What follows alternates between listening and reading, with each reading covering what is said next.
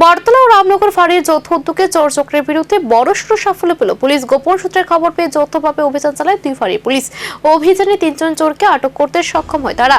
একই সঙ্গে উদ্ধার করা হয় চুরি হওয়া 3টি টমটম, একটি ব্যাটারি, একটি মোটর বাইক। অবশেষে গোপন তথ্যের ভিত্তিতে অভিযান চালিয়ে ওই চক্রের মূল সদস্যদের পাকড়াও করা সম্ভব হয়েছে। ধৃতদের জিজ্ঞাসাবাদ করে পুলিশ জানতে পেরেছে তারা দীর্ঘদিন ধরে বিভিন্ন এলাকা থেকে গাড়ি চুরি করে তা অন্যত্র বিক্রি করত। উদ্ধার হওয়া যানবাহনগুলিও একইভাবে চুরি করা হয়েছে বলে প্রাথমিকভাবে অনুমান করছে পুলিশ।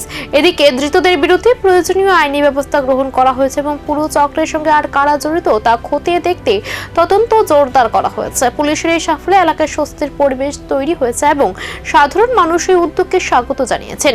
আপনার দোকানের মধ্যে একটু কমছে। কালকে রাত্রে প্রায় 9টার দিকে দোকান বন্ধ বাড়িতে গেছে আমার ছেলে। সকালে 6টার দিকে দোকান খুলছে। সামনে দিকে চলছে তো এটা জিনিস নিয়ে গেছে। এটা কোন জায়গার? আরেক শঙ্করপুর।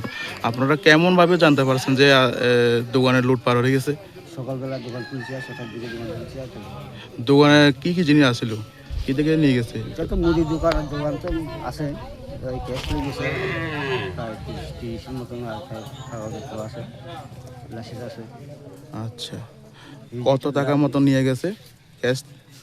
ক্যাশ ধরো প্রায় 40-40 মতন হইব। আচ্ছা, আর যাই জিনিস লিয়ে লাখ 1.5 লাখ কোটি মতো। আচ্ছা আচ্ছা, ঠিক আছে। আপনার নামটা? নকুল কর্মকার। এটা কোন জায়গা হয়েছেন? শঙ্করপুর। শঙ্করপুর।